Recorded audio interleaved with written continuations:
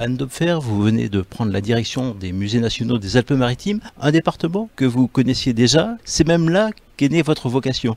Absolument, vous savez tout. En fait, quand j'avais 20 ans, j'ai fait un stage au musée Picasso d'Antibes et je suis arrivée un lundi matin de juillet dans ce lieu que je ne connaissais pas. Je connaissais à peine Picasso et je suis entrée, j'ai découvert ce château médiéval sur les remparts, la Méditerranée et l'œuvre de Picasso qui à cette période est si dure, si exigeante, si sobre, si retenue d'une certaine façon.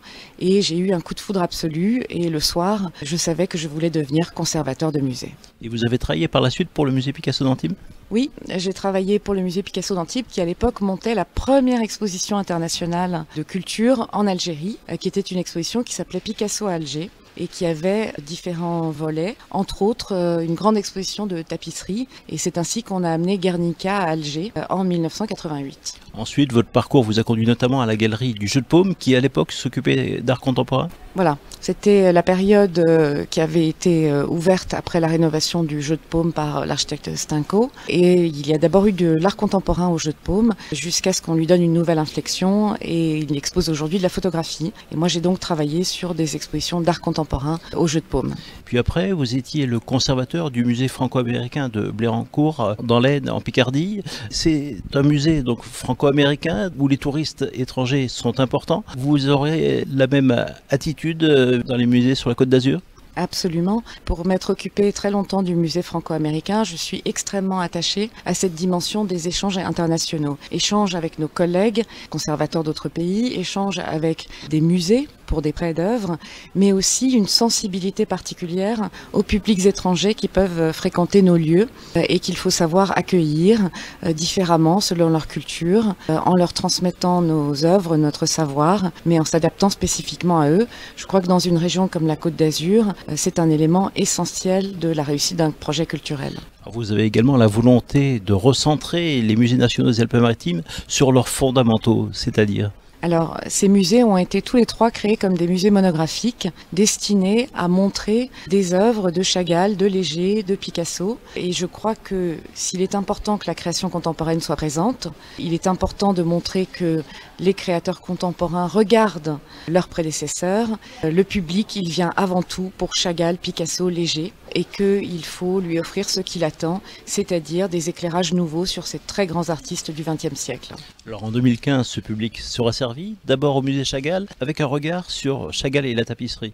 Exact. Je souhaite proposer des expositions qui mettent en lumière des aspects moins connus des œuvres des artistes. En l'occurrence, nous reprenons un projet d'exposition sur la tapisserie qui va creuser la question de l'interprétation des œuvres chagalliennes dans le médium du tissage et la relation très privilégiée qu'il a vue avec Yvette Coquille-Prince qui a réalisé la plupart des tapisseries de Marc Chagall, à l'exception de celles réalisées par la Manufacture des Gobelins à Paris. La tapisserie sera d'ailleurs mise en lumière aussi au musée Fernand Léger. Voilà, du coup on fait un petit clin d'œil au musée Fernand Léger en exposant notre très belle collection de tapisseries qui sont souvent des tapisseries monumentales qui font parfois plus de 7 mètres de long et qui participent de la même volonté de croiser les regards entre la peinture, la sculpture et les pratiques des arts appliqués. Alors, la grande exposition d'été du musée Chagall portera un regard sur Chagall et la baie des Anges.